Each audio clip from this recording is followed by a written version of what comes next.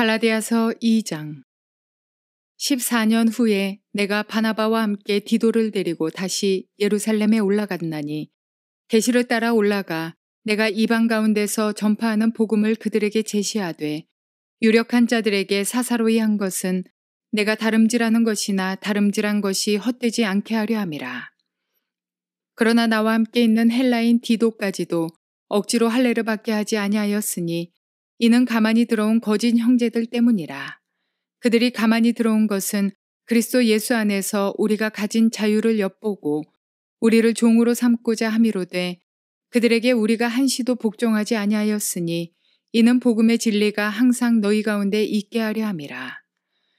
유력하다는 이들 중에 본래 어떤 이들이든지 내게 상관이 없으며 하나님은 사람을 외모로 취하지 아니하시나니 저 유력한 이들은 내게 의무를 더하여 준 것이 없고 도리어 그들은 내가 모할레자에게 복음 전함을 맡은 것이 베드로가 할레자에게 맡은 것 같은 것을 보았고 베드로에게 역사하사 그를 할레자의 사도로 삼으시니가 또한 내게 역사하사 나를 이방인의 사도로 삼으셨느니라.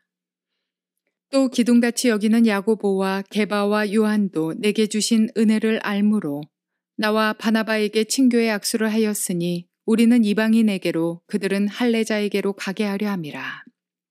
다만 우리에게 가난한 자들을 기억하도록 부탁하였으니 이것은 나도 본래부터 힘써 행하여 왔노라. 게바가 안디옥에 이르렀을 때에 책망받을 일이 있기로 내가 그를 대면하여 책망하였노라.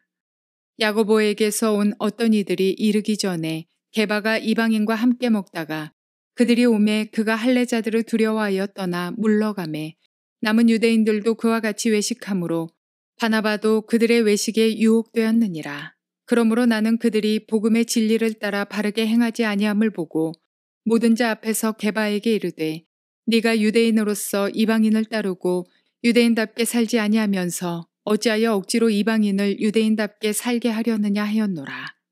우리는 본래 유대인이요 이방 죄인이 아니로되 사람이 의롭게 되는 것은 율법의 행위로 말미암음이 아니요 오직 예수 그리스도를 믿음으로 말미암은 줄 알므로 우리가 그리스도 예수를 믿나니 이는 우리가 율법의 행위로서가 아니고 그리스도를 믿음으로써 의롭다함을 얻으려 함이라. 율법의 행위로서는 의롭다함을 얻을 육체가 없느니라. 만일 우리가 그리스도 안에서 의롭게 되려 하다가 죄인으로 드러나면 그리스도께서 죄를 짓게 하는 자냐? 결코 그럴 수 없느니라. 만일 내가 헐었던 것을 다시 세우면 내가 나를 범법한 자로 만드는 것이라. 내가 율법으로 말미암아 율법에 대하여 죽었나니 이는 하나님에 대하여 살려 함이라. 내가 그리스도와 함께 십자가에 못 박혔나니 그런즉 이제는 내가 사는 것이 아니요 오직 내 안에 그리스도께서 사시는 것이라. 이제 내가 육체 가운데 사는 것은 나를 사랑하사 나를 위하여 자기 자신을 버리신 하나님의 아들을 믿는 믿음 안에서 사는 것이라. 내가 하나님의 은혜를 패하지 아니하노니 만일 의롭게 되는 것이 율법으로 말미암으면 그리스도께서 헛되이 죽으셨느니라. 자, 오늘은 우리 갈라디아서 2장 말씀을 통해서 함께 은혜 받기를 원합니다.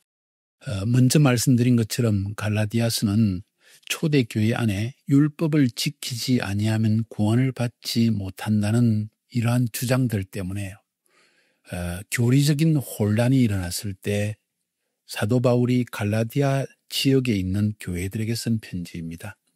이 사건의 배경이 되는 성경 구절은 사도행전 15장 1절과 2절입니다. 제가 한번 읽어보겠습니다.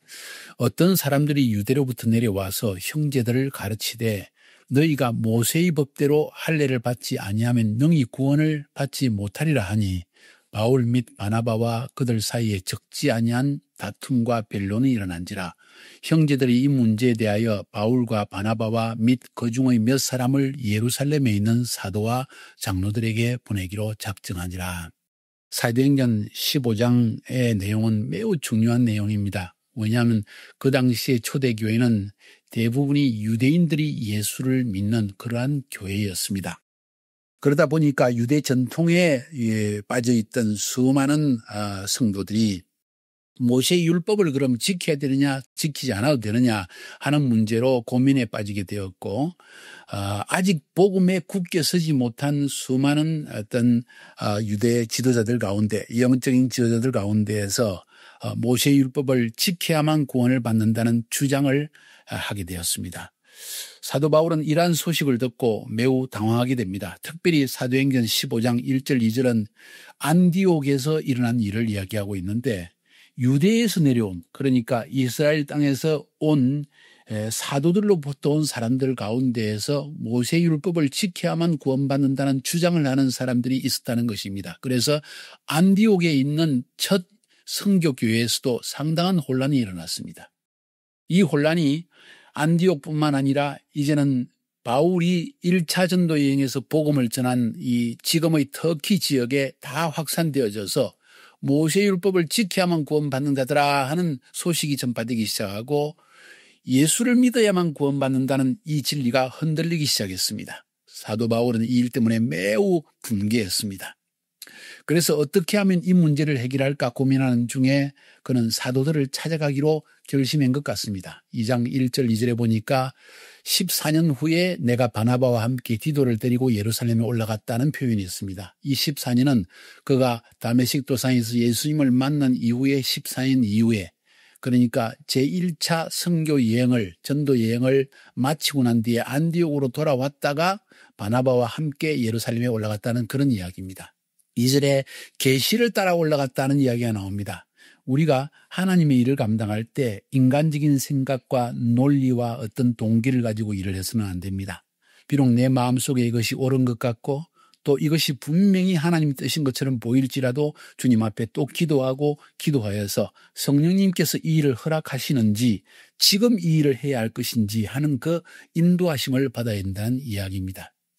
사도 바울이 지금 사도를 찾아가는 이유는 오직 예수 그리스도의 십자가의 복음을 믿음으로만 구원받는다는 사실을 사도로부터 확정하기 위해서입니다. 다시 말해서 오직 예수 그리스도의 십자가의 복음을 믿는 자만이 구원을 받는 것이지 율법을 지켜야 구원받는 것이 아니라는 그 말을 사도들의 입술을 통해서 듣기 위해서 지금 올라가는 것입니다. 그 말은 다른 말로 표현하면 사도들의 인정을 받기 위한 것입니다. 사도들이 그래 맞다. 바울 너의 말이 옳다고 하면은 이제 이 모든 교회 안에 일어난 분쟁들은 사라질 수 있기 때문입니다. 그런데 이것도 역시 인간적인 생각일 수가 있습니다.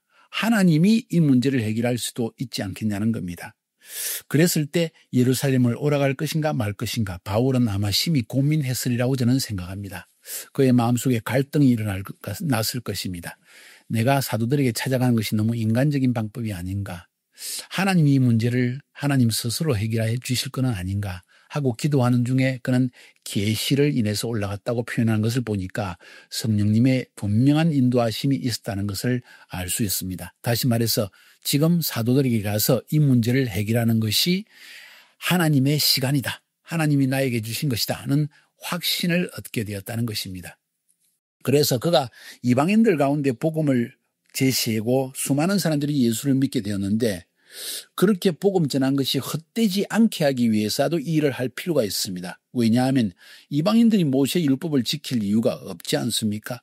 오직 예수 그리스도를 믿어서 구원받는다는 이 십자가의 복음만 믿으면 되는 것인데 만약에 모세의 율법을 지켜야만 한다면 모든 이방인들이 안식일도 지켜야 되고 뿐만 아니라 할례도 받아야 되고 모세의 율법을 다 지켜야 된다는 이런 그 결론이 되어지는 것입니다. 그래서 사도 바울은 사도들을 찾아가서 그 문제를 해결하기 원했던 것입니다. 그러나 그 문제를 해결하려고 할 때 그는 결코 인간적인 방법으로 그의 고집으로 그의 생각으로 그의 주관으로 그의 논리로서 일을 한 것이 아니라 겸손하게 주님 앞에 엎드려서 과연 주님이 이 일을 원하시는지를 알아보았다는 것입니다. 이렇게 해서 14년 만에 계시를 따라 예루살렘에 올라갔다는 내용, 그것이 바로 15장, 사도행전 15장 1절에 올라간 내용입니다.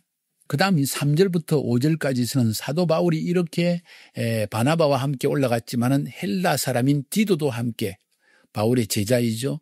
디도도 함께 데리고 갔는데 그 디도는 할례를 받지 않게 했다고 합니다. 헬라인이기 때문입니다. 특별히 일부러 의도적으로 할례를 받게 하지 않았습니다. 왜냐하면 이방인은 할례를 지키지 않아도 예수를 믿음으로 구원받는다는 사실을 믿고 있었기 때문입니다.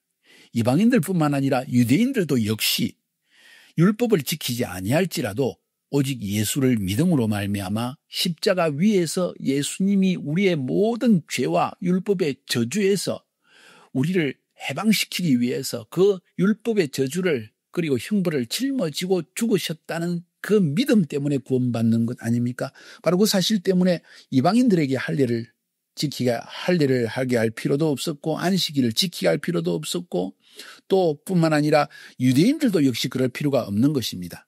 그래서 비록 유대인인 바울이 헬라인인 디도를 데려갔지만은 절대로 할례를 받게 하지 않았습니다. 왜냐하면은 만약에 바울이 할례를 받게 하면 봐라 바울도 율법을 지켜야만 구원받는 줄 알고 이방인들에게도 할례를 받게 했다 하는 이런 말을 할까 봐서 바울은 그렇게 하지 않았다고 성경은 이야기합니다. 그러면서 4절 5절에 보니까 만약에 바울이 디도를 할례를 받게 했더라면 거짓 형제들 유대에서 온 할례를 받아야만 구원받는다고 주장하는 사람들이 그 사건을 그 디도를 할례 받게 한 일을 가지고 바울을 올무에 빠지게 할까 봐서 바울은 그렇게 하지 않았다는 그런 내용을 지금 이야기하고 있습니다.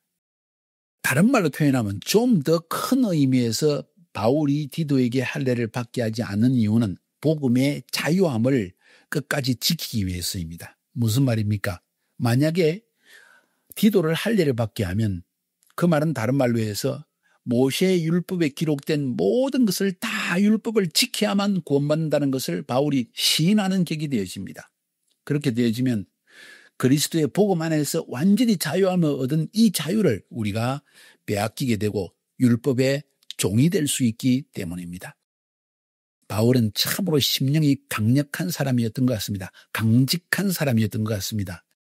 웬만한 일에는 타협을 하지만은 웬만한 것은 허용을 하지만은 그러나 하나님의 진리의 면에서는 절대로 타협하지 아니하는 바울의 성품을 보게 됩니다. 하나님이 이런 바울의 성품을 사용하신 것을 우리가 볼 수 있습니다. 이렇게 해서 바울이 예루살렘에 올라가서 결국 사도들과 만난 이야기가 6절부터 10절까지 나옵니다. 6절부터 10절까지에 보면은 바울이 사도를 만난 이유는 결코 사람의 인정을 받기 위하거나 사람으로부터 그가 사도라는 특별한 전명서를 얻기 위해서가 아니라 그가 하나님의 복음을 그리스도의 복음을 위해서 한 일들이 헛수고로 돌아가지 않게 하기 위해서 다시 말해서 하나님의 일이 인정받게 하기 위해서 사람의 인정을 받기 위한 것이 아니라 바로 하나님께서 바울을 통하여서 예수 그리스도의 복음만을 통해서 믿음으로 구원받는다는 이 진리가 열매를 맺고 있다는 것을 보여주기 위해서 지금 바울은 올라가서 사도들을 만나게 되는 것입니다. 그 사도들을 만났을 때 무슨 일이 일어났다고 했습니까? 바울은 베드로를 만났고 베드로는 자기는 유대인에게 바울은 이방인의 사도로 부르셔서 그 일을 맡기셨다는 것을 인정해 주었습니다. 심지어 그들과 악수를 하고 이제 동역자로서의 길을 가기로 했다는 것을 이야기합니다. 바울의 심령 가운데 굉장히 강력한 그 성품, 강직한 성품이 무엇인가 하니 사람을 두려워하지 않는 것입니다. 예루살렘의 교회 지도자들은 사실은 그 당시에 기독 사회에서 가장 강력한 가장 높은 지위에 있는 사람들이라고 볼 수 있습니다. 쉽게 말해서 유명한 사람들입니다. 그러나 바울은 사람의 유명함, 사람의 지위가 높음, 사람이 돈이 많은 것 이것을 두려워하지 않았습니다. 왜냐하면 하나님으로부터 부름받은 종이었기 때문입니다. 무엇보다도 하나님은 사람의 지위나 권세나 돈이나 그런 사람의 외모를 보고 사람을 취하시는 것이 아니라 사람의 마음의 중심을 보신다는 것을 알고 있었기 때문에 바울은 복음의 진리를 마음속에 끝까지 간직하고 그 진리와는 결코 타협하지 않는 강직한 성품을 보였던 것입니다. 결코 그들에게 비위를 맞추려고 하지 않았습니다. 오히려 복음을 증거하기 위해서 복음의 진리를 바로 확립하기 위해서 이 사도를 만나고 결국 이 일에 놀라운 성과를 얻게 되었던 것입니다. 다만 그의 바울의 심령 가운데는 그래도 배우는 성품, 배우는 태도가 있는 것을 볼 수가 있습니다. 10절에 보니까 다만 우리에게 가난한 자들을 생각하는 것을 부탁하였으니 이것을 나도 본래 임서 행하노라 하는 말을 쓴 것은 무엇입니까? 사도들의 말에 인정한다는 것입니다. 그 말은 너무나 옳은 말이기 때문에 나는 따르겠다. 되게 높은 지위에 있는 사람들이 자기가 틀린 말까지라도 자기 말을 들으라고 하는 경향이 있습니다. 이것은 아주 잘못된 것입니다. 그거를 권위주의라고 이야기하는 것입니다. 우리는 하나님의 권위를 인정하는 것이지 권위주의를 인정하는 것이 아닙니다. 권위주의는 사람으로부터 정치적인 의도에서 나오는 것이고 권위는 하나님으로부터 오는 것입니다. 바울은 하나님의 권위를 인정한 사람이었습니다.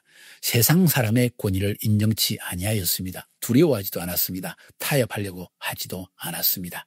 이제 11절부터 14절까지 보면은 이런 강직한 성품의 바울이 베드로를 책망한 사건이 나옵니다. 무슨 일이 일어났습니까?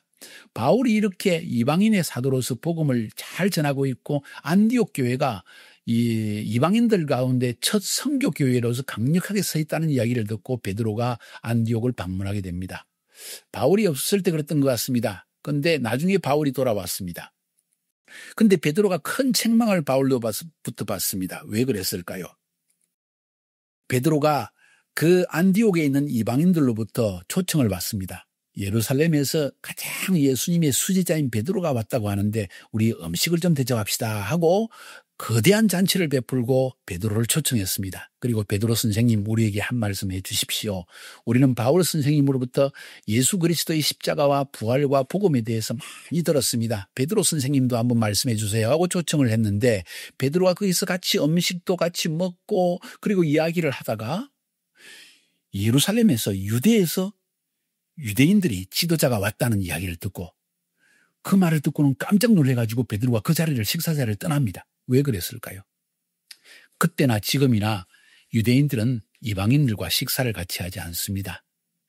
교만에서만 그런 것이 아니라 유대인들에게는 음식을 먹는 정결 예식이 있기 때문입니다. 어떤 정결 예식입니까?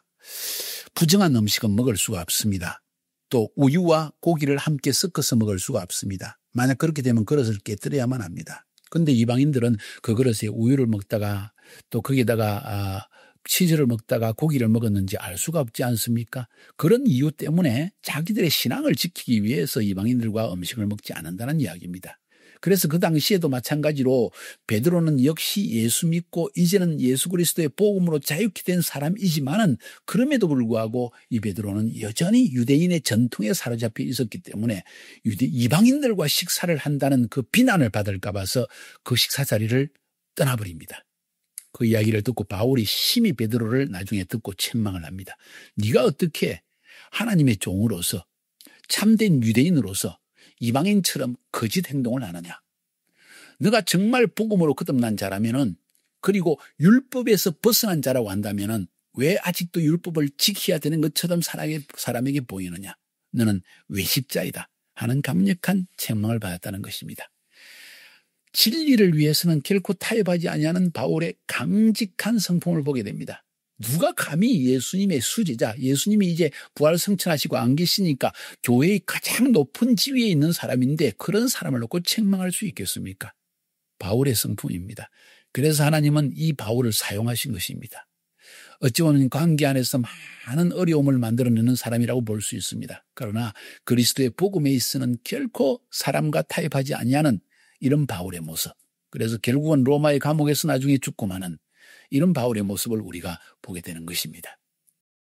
자, 이제 15절부터 21절로 넘어가면 복음의 삶과 율법의 삶에 대한 이야기를 나누고 있습니다. 베드로의 사건을 이야기를 하면서 바울은 복음 안에서의 삶이 무엇인가를 이야기하고 있습니다. 우리는 율법에서 완전히 해방되었다. 우리는 그리스도를 믿음으로 의롭다함을 받았지 율법을 지킴으로 율법에 있는 하나님의 말씀을 다 지킴으로 말미암아 의롭다함을 받은 사람들이 아니라 예수 그리스도의 십자가에서 죽으심으로 내 죄를 대속하여 죽으셨기 때문에 그걸 믿음으로 의롭다함을 받은 것이다. 믿음으로 은혜로 의롭다함을 받았다. 그래서 16절에서 율법의 행위로는 의롭다함을 육체가 없는 것이니라. 베드로의 이야기를 하면서 더 이상 율법에 얽매여서는 안 된다. 그러므로 우리가 그리스도 안에서 의롭게 되기 위해서 또 율법을 지킨다고 한다면 그러면 그리스도께서 헛되이 죽은 것이냐? 그렇고 그럴 수가 없다는 이야기입니다. 내가 어떻게 예수님께서 십자가에 죽으심으로 율법을 다 완성하셨는데 다시 율법을 지켜야 한다고 율법을 세워버리면 예수님께서 헛되이 죽었다는 걸 말하는 것이고 그의 죽으심이 우리의 죄를 위해서 죽은 것이 아니라는 결론이 되지 않느냐, 그런 이야기입니다. 그러므로 우리는 예수를 믿음으로 율법에 대해서 완전히 죽었다. 죽은 이유는 그리스도와 함께 십자가에서 살기 위한 것이다. 율법은 우리를 죽이는 것이었다. 그러나 그리스도는 우리를 살리는 것이었다. 잘 기억하시기 바랍니다. 율법은 지키지 않으면 죽는 것입니다. 그래서 율법은 매일 우리를 죽입니다. 예수 믿는다고 하면서도 우리는 하나님의 율법 앞에서 늘 범죄하지 않습니까? 그러니까 율법은 매일 죽이는 것입니다. 어제까지 완벽하게 율법을 100% 지켰다 할지라도 내일 마음속으로 형제를 미워하거나 혹은 범죄를 하게 되면 역시 우리는 다시 죄인이 되어서 하나님의 징벌을 받을 수밖에 없습니다. 그러니까 율법을 지킨다는 것은 내가 그리스도의 복음을 무효화시키는 것입니다. 그 사실 때문에 오늘 바울은 강력하게 이야기합니다. 우리는 율법에 대해서 죽었다. 왜? 그리스도께서 율법의 요구를 십자가 위에서 다 이루어 주셨기 때문입니다. 그래서 이제 율법에서 죽은 이유는 그리스도와 함께 하나님 안에서 살기 위한 것이다. 그런즉 내가 그리스도와 함께 율법의 심판을 받아 십자가에 나도 못 박혔고 그래서 이제는 내가 사는 것이 아니라 내 안에 그리스도께서 사는 것이다.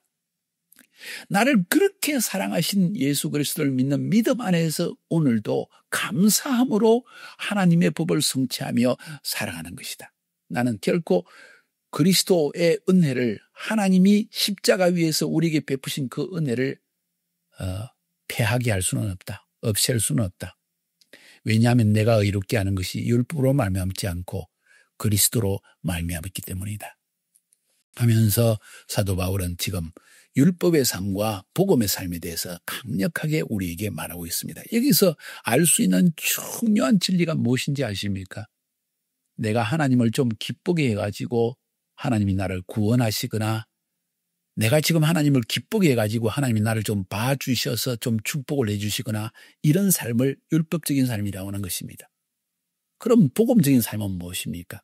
그것은 나 같은 죄인을 이미 죄인이었고 오늘도 죄를 짓고 내일도 죄를 지을 수밖에 없는 죄인의 운명을 가지고 태어난 나를 위해서 하나님의 아들인 예수님께서 십자가에서 나를 대신해서 내 모든 과거와 현재와 미래의 모든 죄를 대신 짊어지고 죽으셨다. 다시 말해서 율법이 심판하고 저주하는 모든 저주와 심판을 주님이 대신 받으시고 징계를 받으시고 죽으셨기 때문에 나는 그리스도 안에서 완전히 해방되어졌다. 그러므로 그렇게 나를 사랑하신 주님의 성품을 따라 나는 오늘도 살아가야 되겠다 하는 것이 바로 복음의 삶이라는 것입니다. 감사의 삶이요 감격의 삶입니다. 율법을 지키지 않으면 죽을까 하는 두려움의 삶이 아니라는 것입니다. 이것이 복음의 삶과 율법의 삶의 철저한 차이입니다. 사랑하는 여러분, 정말 예수님께서 나 같은 죄인을 위해 죽으셨다는 확실한 인식이 있습니까? 내가 하나님 앞에 얼마나 큰 죄인이라는 인식이 있습니까? 그리고 이런 죄인을 주님이 용서해 주셨다는 그런 주님과의 만남의 체험이 있습니까? 그런 사람은 일평생 한 걸음 한 걸음마다 주님의 뜻을 성취하며 주님의 성품을 따라 살고자 하는 강력한 열망이 일어날 것입니다. 그 주님의 성품이 무엇입니까? 율법입니다. 하나님의 성품이 바로 율법에 인간에게 주어진 율법에 기록되어 있는 것입니다.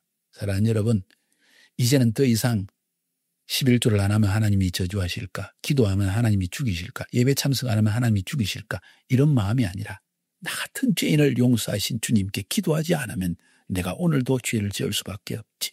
나에게 이런 축복을 주시고 모이게 주시고 살리시는 하나님께 나의 11조를 드려 하나님이 내게 주셨다는 것을 인정하지 아니하면 나는 더 나쁜 사람이지. 하나님께서 나를 이처럼 사랑하셔서 주신 하나님의 말씀을 따라 내가 순종하며 살지 아니한다면 하나님이 얼마나 하늘에서 보시고 슬퍼하실까. 감사하는 마음, 정말 하나님께 순종하고자 하는 자발적 마음으로 하나님의 성품을 성취하며 살아가는 삶, 그것이 바로 복음의 삶이라는 것입니다. 이것은 율법의 삶보다도 훨씬 고차원적인 삶인 것입니다. 저는 여러분이 이런 삶을 살 수 있기를 주님의 이름으로 축복합니다. 여기서 가장 중요한 사건이 뭔지 압니까? 첫 번째, 내가 하나님 앞에 얼마나 본질적인 큰 죄인인 것을 깨닫는 것이고, 두 번째, 이런 죄인을 위해 주님이 십자가 위에서 회복의 길, 은혜의 길을, 구원의 길을 예비해 놓았다는 것을 알고 그것을 체험하는 것이고, 세 번째로 이제는 그 하나님을 기쁘시게 하기 위해서 감사함으로, 기쁨으로, 열정적으로 주님이 기뻐하시는 그 삶을 살겠다는 마음의 결단입니다. 이것이 이선적 여러분의 삶은 결코 후퇴하지 않고 늘 앞으로 전진하며 늘 하나님이 기뻐하시는 성숙한 성도가 될 수 있으리라고 저는 믿어 확신합니다. 내가 얼마나 큰 죄인인지를 깨닫는 체험, 십자가 위에서 주님이 행하신 놀라운 구원의 은혜를 더 깊이 체험하는 그런 여러분이 되기를 주의 이름으로 축복합니다.